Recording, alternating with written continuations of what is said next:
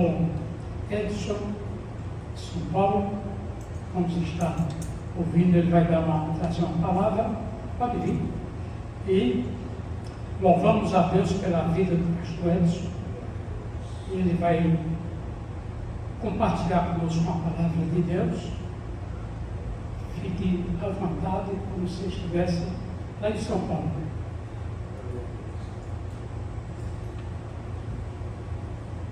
Queridos irmãos, a paz do Senhor. Amém.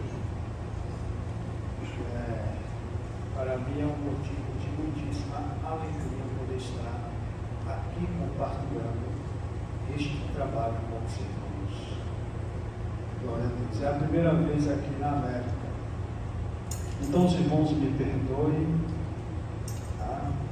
Glória a Deus, que eu não estou acostumado com igrejas aqui na América. Mas, queridos, para mim, como já disse, é um prazer enorme poder estar aqui compartilhando junto com os irmãos. Eu vim de São Paulo não tem muito tempo, mas eu sou oriundo da cidade ou do estado do Paraná. Glória a Deus, uma cidadezinha pequena por nome de Jacarezinho. Glória a Deus. Perdi o sotaque paranaense porque fui criado no estado de Alagoas, numa cidade próxima à capital, Maceió. Aleluia. Mas, um dia, Cristo nos encontrou, nos resgatando, nos tirando do lamaçal do pecado pela sua maravilhosa graça, como foi já nesta tarde mencionado. Queridos, eu gostaria de compartilhar um texto sagrado no livro de João, capítulo de número 14. Enquanto os irmãos acham, eu já vou, aleluia, externando aqui a minha gratidão a Deus por estar aqui esta tarde com os irmãos. Também ao pastor Ramalho, que nos fez este convite ainda esta semana. Glória a Deus. E aqui nós estamos para juntos adorarmos e bendizer o seu santo e poderoso nome. Evangelho de Jesus Cristo, que segundo escreveu São João, no seu capítulo de número 14, 3 versículos apenas da palavra de Deus. Versículo de número 1, 2 e 3. Amém, irmãos? Glória a Deus. Nos diz o texto sagrado: não se turbe o vosso coração. Credes em Deus, credes também em mim. Na casa de meu Pai há muitas moradas. Se não fosse assim, eu vou teria dito: vou preparar-vos lugar. E quando eu for e vos preparar lugar, virei outra vez e vos levarei para mim mesmo, para que onde eu estiver, estejais vós também. Glória a Deus. É uma palavra, meus amados irmãos, de ânimo. Jesus, ele está animando os seus discípulos, porque no capítulo 13, glória a Deus, Jesus, ele está numa sala aonde foi, conforme menciona o livro de Marcos, celebrado a Santa Ceia. Mas lá no capítulo 3, Jesus olha aos seus discípulos, sabendo Cristo que a sua hora já estava chegando, eram os seus últimos momentos ali com eles. Jesus tira o seu manto e lava os pés dos discípulos. E depois que lavados os pés dos discípulos, ele diz para os discípulos que não estaria com eles por muito tempo, que o tempo de Cristo já estava próximo. O ou seja, o capítulo de número 14, nos dá a entender, ou nos deixa claro que Cristo poderia estar triste. Pela sua onisciência, ele já estava vendo os seus últimos dias na terra, mas ao contrário disso, ele traz palavras que animam. É como se Cristo pegasse uma injeção de ânimos e a dasse aos seus discípulos. Cristo chega para eles e olha dentro deles e vê neles a sua tristeza, porque, claro, se você vê o texto 31, do capítulo 13 em diante, Cristo está contando a sua história, dizendo para eles que o momento é chegado. A tristeza dele é tanto que Pedro manifesta-se, glória a Deus. No versículo de número 37, Pedro manifesta-lhe dizendo: Senhor, eu daria a minha vida para te proteger, ou pela sua. Aleluia. É um ato de benevolência, é um ato de boa vontade, sim, mas não podemos esquecer que Pedro, ele tinha sua fé, mas era movido pela sua força física. E Jesus, entendendo isso, chega para ele no verso de número 38 e diz assim: tu darás a tua vida por mim? Na verdade, te digo que não cantará o galo enquanto não me tiveres negado 3 vezes. Revelação a qual Pedro não conseguiu entender no momento, mas a tristeza dos discípulos permanecia, e Cristo olha para ele e diz assim: olha, não se turbe os vossos corações, não se entristeçais, não se desanimes. Essa palavra é profética, queridos, para nossas vidas hoje. Por que é profeta? Porque há momentos que dentro da nossa história, no meio cristão, em nossas vidas, chegamos ao ponto de entristecermos, de querermos parar, de querermos, aleluia, parar com a nossa história, parar com as leituras bíblicas, parar com as reuniões. Há momento que chegamos a dizer: não queremos mais ir para a igreja. Por consequência do que? Às vezes, o cansaço predomina o nosso corpo. Às vezes, o desânimo, o embaraço toma conta de nós. Mas aí Cristo vem com uma injeção de ânimo e fala: não se turbe o vosso coração. Credes em Deus, credes também em mim. Por quê? Verso de número 3: enquanto eu for, eu vos preparar um lugar, aleluia, virei outra vez. Então vocês não estão só, a igreja não está sozinha. Cristo foi, e aqui a gente entende o capítulo 4, quando lemos esse texto, a gente entende o capítulo 4 do livro do Apocalipse, que quando está diante, aleluia, do altar, na visão de João, João chora, e quando ele chora, há um anjo que fala para ele: João, não chore. Eis ali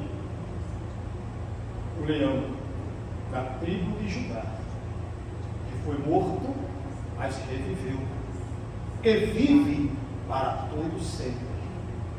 João olha, e quando olha ele vê o quê? Ele vê um cordeiro, assentado ou deitado sobre o trono. Mas quando, aleluia, o cordeiro está no trono, ele vê o Espírito, ou a manifestação do Espírito de Deus.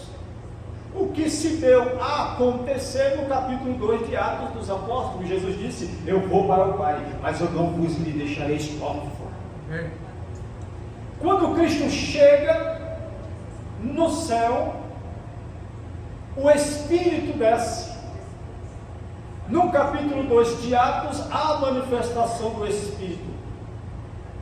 Mas aí Cristo disse: eu vou preparar o lugar. Mas quando eu for preparar o lugar, eu voltarei outra vez, para que aonde eu estiver, esteja vós também. Glória a Deus.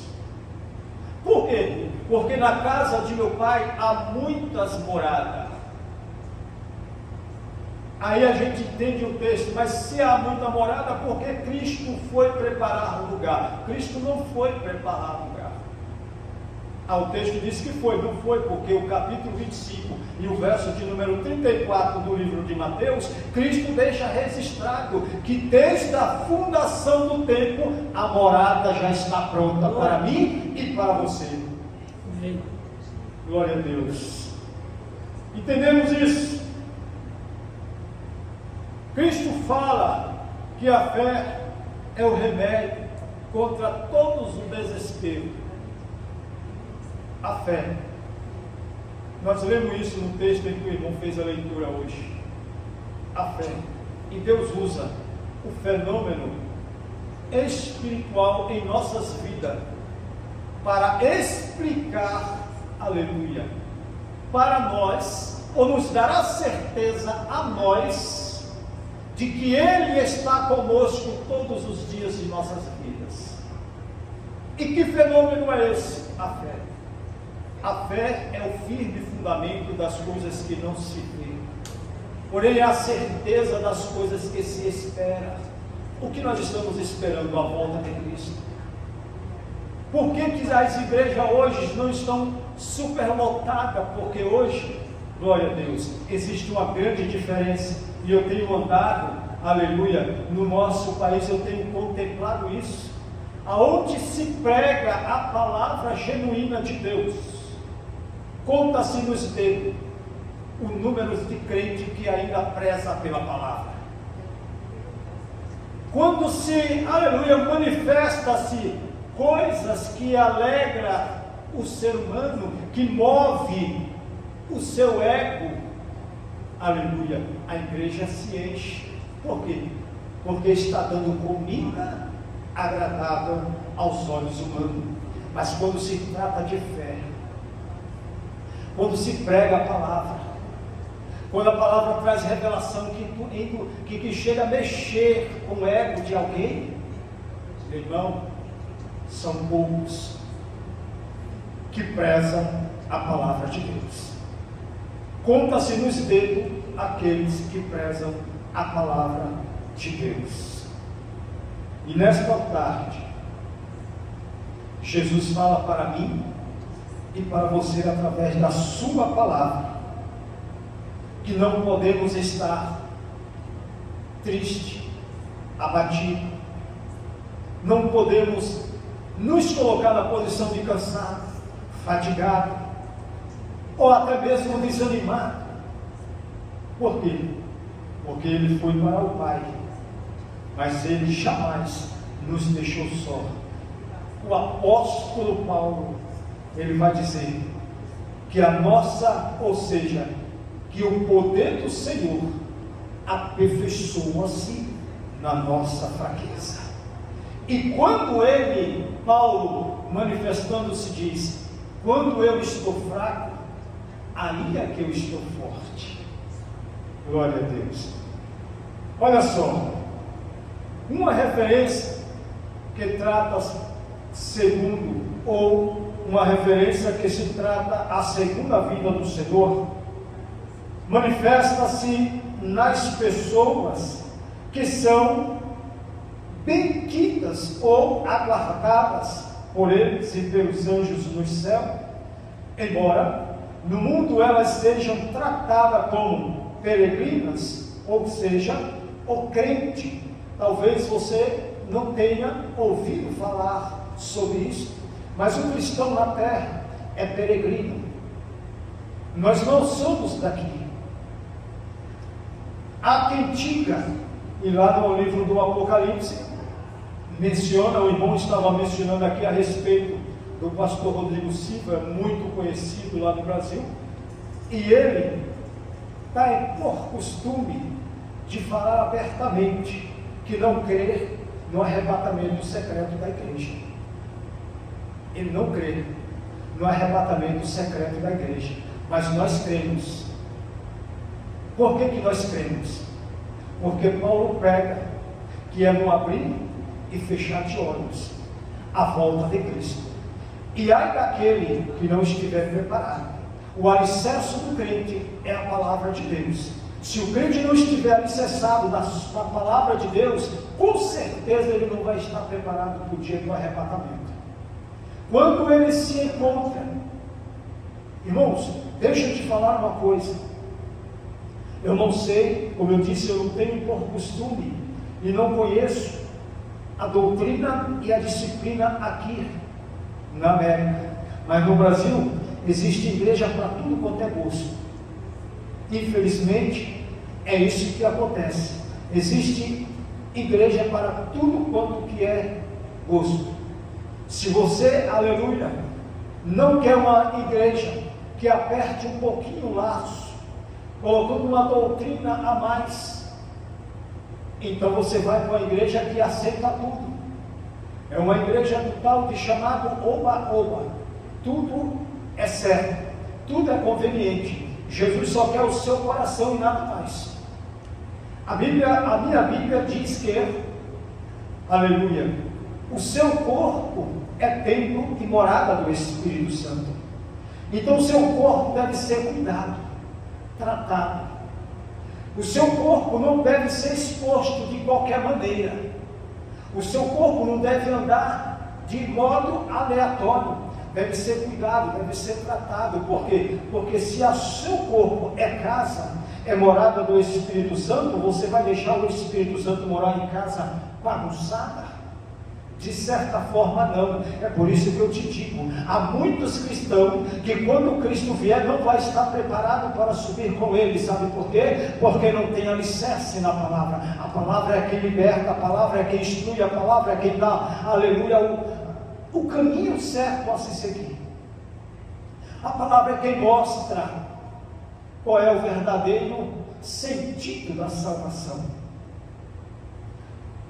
Nós somos salvos, a palavra de Deus deixou isso claro hoje, pela graça.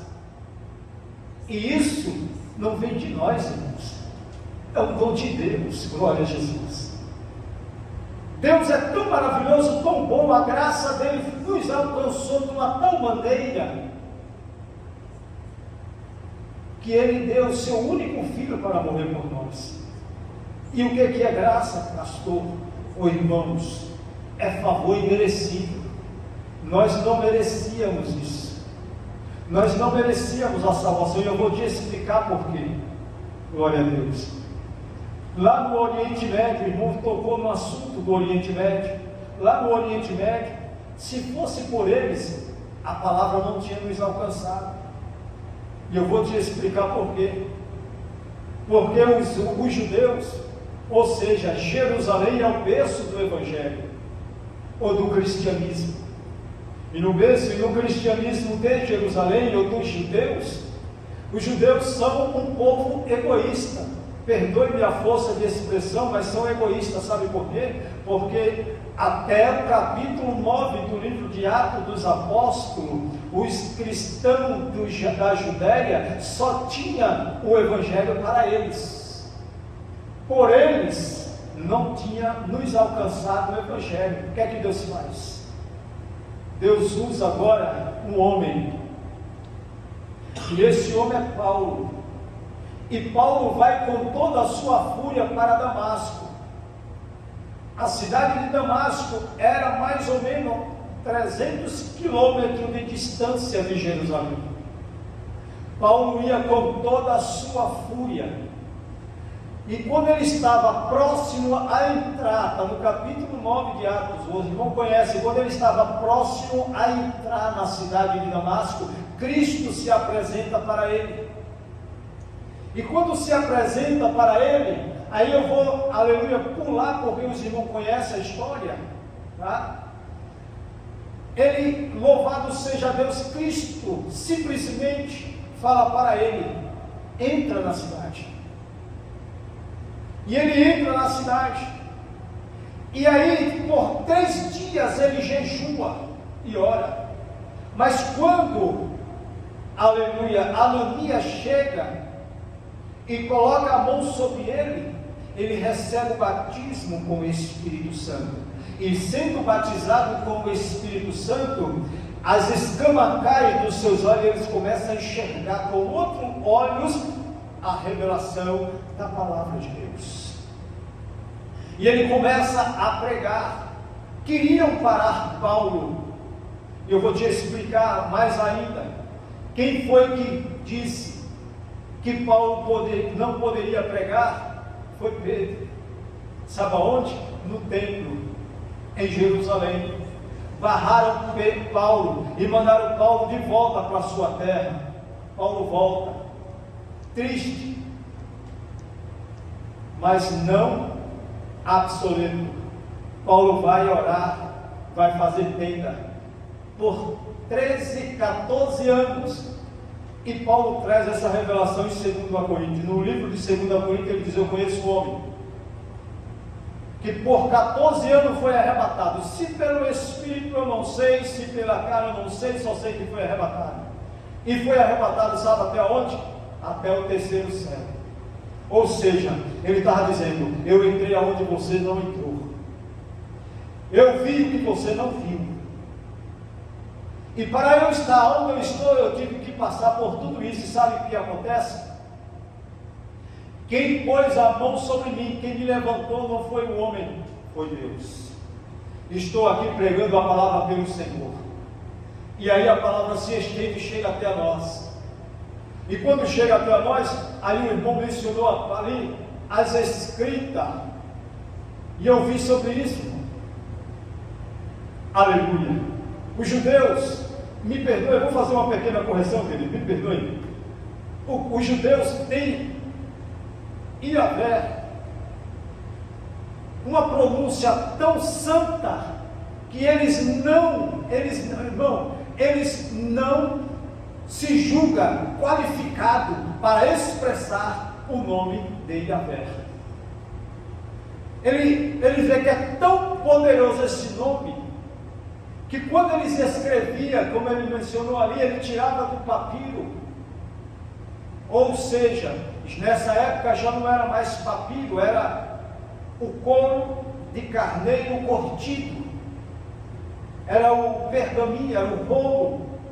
Então eles, para tirar do rolo e colocar na escrita, quando eles olharam e viram o nome de Deus, eles não se qualificaram para expressar o nome de Deus, e descobriram, que disseram que o nome de Deus é tão santo, mas é tão santo, tão poderoso, que não poderia ser escrito com uma caneta comum, tinha que ser escrito com uma caneta diferente, diferenciada. E eles escreveram, mas não se pronunciaram por conta do nome de Deus. E eles entenderam: o nome de Deus é tão impronunciável, ou não é digno de ser pronunciado de qualquer maneira. E quando abrimos a nossa boca e falamos santo, santo, santo, santo é o Senhor dos exércitos, não deveríamos pronunciar esse nome de boca para fora. Não deveríamos pronunciar a santidade de Deus simplesmente por pronunciar. Quando nós vimos, por exemplo, o pastor Francisco, com certeza sabe disso, lá no Antigo Testamento, você não vê a pronúncia Jeová ou Javé, é Senhor, por letras maiúsculas. Por isso, eles, o escritor, não estou dizendo, o escritor das Escrituras Sagradas, colocaram o Senhor em letras maiúsculas, porque não acharam em condições de pronunciar o nome de Deus. E para nós, glória a Deus, pronunciamos o nome de Deus às vezes de qualquer maneira. Para nós, pronunciamos o nome de Jesus por mera brincadeira. Eu estava me lembrando uma época, me perdoe, eu estava em Maceió, numa época muito distante, por volta do ano de 97, 98, e eu ouvi uma turma brincando com o nome do Senhor.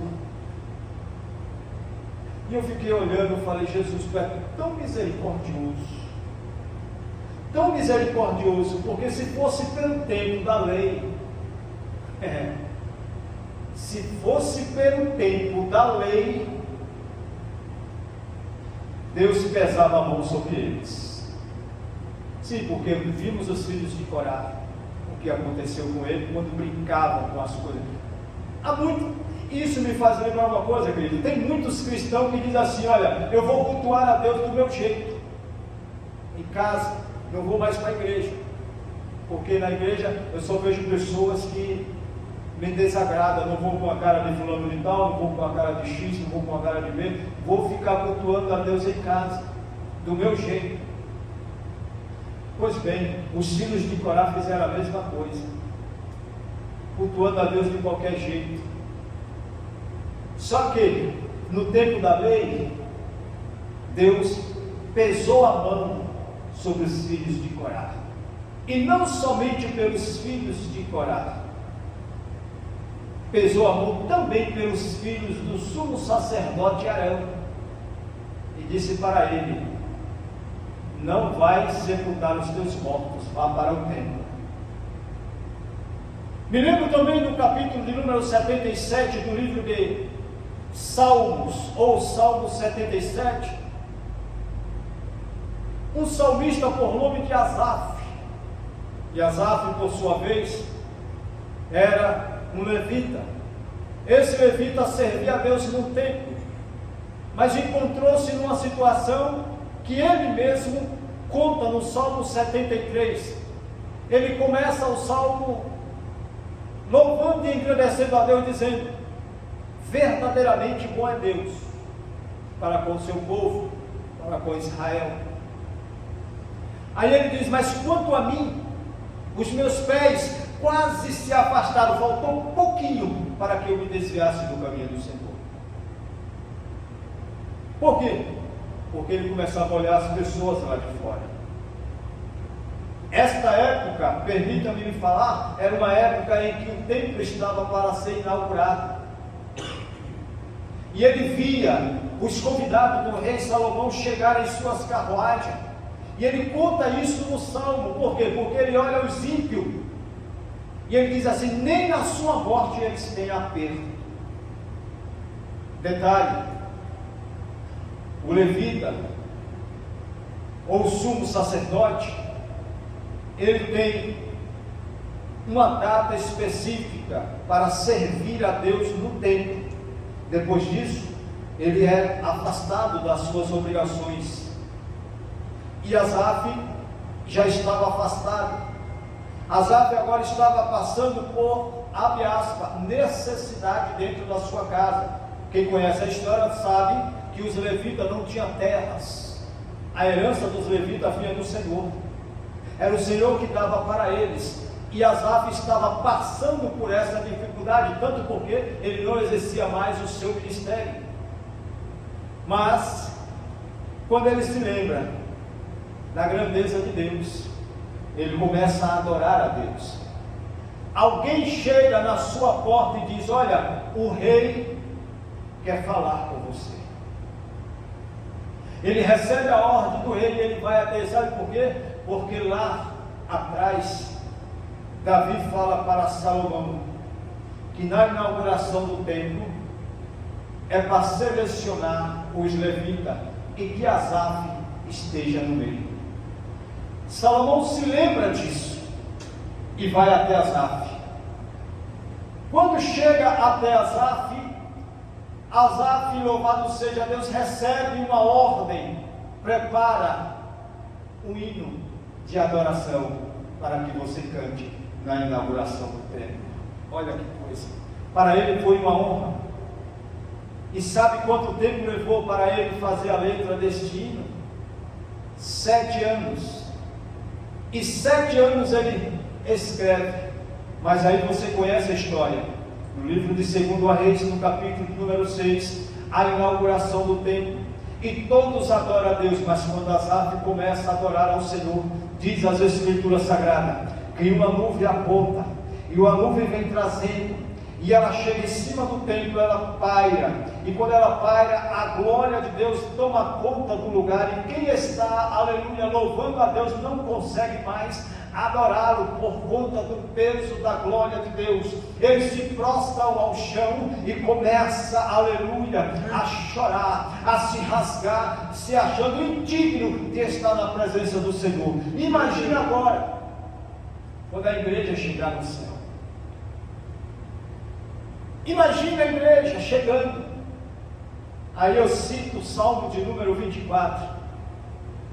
E o Salmo de número 24 está dizendo: abre-se-á os portais eternos, e entrará o Rei da Glória. Alguém lá dentro grita: mas quem é este Rei da Glória? O salmista diz: é o Senhor dos Exércitos. Ele é o Rei da Glória. Aí eu entendo que neste momento que o Rei da Glória está chegando, a igreja está chegando junto com ele. E quando a igreja chega junto com ele, vai tomar os seus assentos, os seus lugares. Isso não significa que lá existirá, aleluia. O texto deixa isso claro: eu vou preparar-vos um lugar. Por quê? Porque aonde eu estiver, estejais vós também. Isso não quer dizer, aleluia, que lá vai ter casa, que lá vai ter assento, que lá vai ter cama. Você vai estar na presença de Deus. E como você vai adorar a Deus estando na presença dEle? Se aqui nós mal abrimos a boca para adorar. Eu tenho observado isso, irmãos. Há momentos que a luta é tanta que você mal tem desejo, vou falar assim, de abrir a boca para adorar o nome do Senhor. As lutas são tantas que a gente mal temos força para glorificar o nome do Senhor, para exaltar o nome dele. A tristeza bateu ao ponto no coração dos discípulos, depois deles terem ceado. Olha só, Jesus traz a revelação de que no meio deles um há de trair, e alguém pergunta, todos perguntam para eles: quem é? Ele fala: aquele quem eu molhar o pedaço de pão e o entregar, esse que me trairá. E o camarada recebe das mãos de Cristo, e sem nenhum remorso vai sair e entregar a Cristo. Todos olham para ele. A tristeza bate no peito de cada um deles. Jesus olha para eles e diz: não se turbe o vosso coração. Credes em Deus, credes também em mim. Tá? Eu não quero que vocês creiam somente em mim, creia em Deus, porque Deus foi aquele que me enviou. Creia também em mim nas minhas palavras, porque aquilo que eu estou dizendo é verdade. E na verdade eu te digo, eu vou preparar o lugar. Por que eu vou preparar o lugar? Porque agora eu estou indo para lá e vocês ainda não vão, mas depois vocês vão. E quando vocês forem, eu vou estar lá. Mas quando a minha igreja, o verso de número 3, não é para os discípulos, faço aqui uma observação. O verso de número 2, ele diz: na casa de meu pai há muitas moradas. Se não fosse assim, eu teria dito: vou preparar-vos um lugar. O verso 3 não é para os discípulos, é para a igreja. Porque os discípulos já subiram, sim ou não? Os discípulos já foram. A igreja está na terra. E ele disse: enquanto eu for e vos preparar lugar, virei outra vez. E vos levarei para mim mesmo, para que onde eu estiver, estejais vós também, a igreja. Aleluia. Este verso 3 é para a igreja. Enquanto virei outra vez. Essa referência trata da segunda vinda do Senhor. E Jesus para buscar as pessoas que são benquistas e aguardadas por Ele e pelos anjos no céu. Ou seja, embora no mundo elas sejam tratadas como peregrinas e insignificantes, aleluia, na posteridade serão recebidas como valorosos cidadãos dos céus. Você é cidadão do céu. Nós somos cidadão do céu. Nós estamos aqui de passagem. Somos peregrinos em terras estranhas. Jesus disse, Jesus prometeu, e continuando, que eu quero finalizar aqui, aleluia. Isso nos faz ver que diante das tribulações desta vida, nada fortalece mais a fé que receber a garantia que seremos conduzidos ao céu pelo próprio Senhor. Olha que coisa, amado. Nada, em meio a tantas tribulações da vida que nós passamos. Há pessoas, eu tenho visto, eu tenho ouvido. Essa semana eu vi uma pessoa, aliás, há 15 dias atrás eu vi uma pessoa, porque eu estou dando um ensinamento ao grupo de 8 casais nas terça-feiras.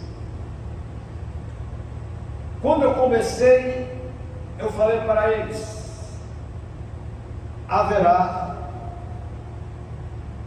provas no decorrer da história, haverá lutas. Pode ser lutas espirituais, pode ser lutas conjugais, pode ser luta financeira, pode existir lutas no meio familiar, mas haverá lutas. Contudo, não se entristeça. Busque a presença de Deus e fortaleça nele. Por quê? 15 dias atrás, uma pessoa falou, depois que começamos esta reunião, parece que tudo desmoronou sobre nossas cabeças. Daí, Jesus vem com esta palavra: e quando eu for e vos preparar um lugar, virei outra vez, e vos levarei para mim mesmo, para que onde eu estiver, estejais vós também, a igreja. Jesus vai vir arrebatar a igreja. Este versículo então é para a igreja. No entanto, no momento de luta, de angústia, de aflição, no momento de tristeza, de desânimo, de enfraquecimento espiritual, não esqueça desta palavra: não se turbe o vosso coração. Deixo-vos esta palavra de ânimo para você, porque esta palavra é profética. Não se turbe o vosso coração, crentes em Deus e crentes também em mim, porque na casa de meu Pai há muitas moradas. Se não fosse assim, eu não teria dito, vou preparar-vos um lugar. Porque enquanto eu for e vos preparar-vos um lugar, virei outra vez, e vos levarei para mim mesmo, para que onde eu estiver, estejais vós também. O desejo de Cristo é que estejamos com Ele. O desejo de Cristo é que estejamos todos unidos com Ele, em uma só fé, em uma só união. Se isso não for amor, você conhece? Deixou o esplendor de sua glória. Olha que coisa linda. Para este mundo aqui, que coisa linda. Ele estava só e perdido no Gólgota. Para sua vida por mim, se estourando o amor. Cante, Cristo. O oceano secou, não há estrelas no céu,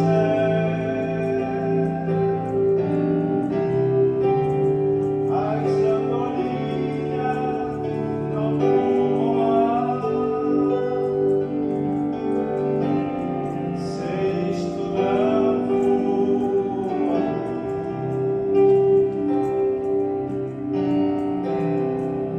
O céu não é real,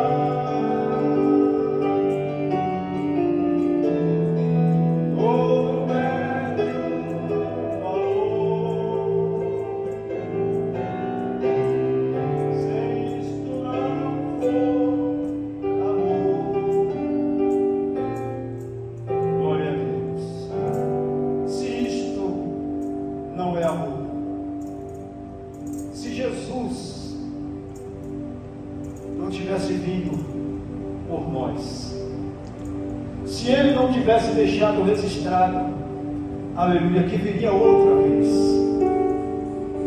se Paulo, por intermédio do Espírito Santo, não tivesse dito que a graça de Deus nos tem alcançado e que por sua vez não é mérito humano, mas é dom de Deus. A graça nos alcançou. Nós estamos esperando. Não se turbe o vosso coração. Crede em Deus. Amém, queridos? Que Deus em Cristo vos abençoe em nome de Jesus.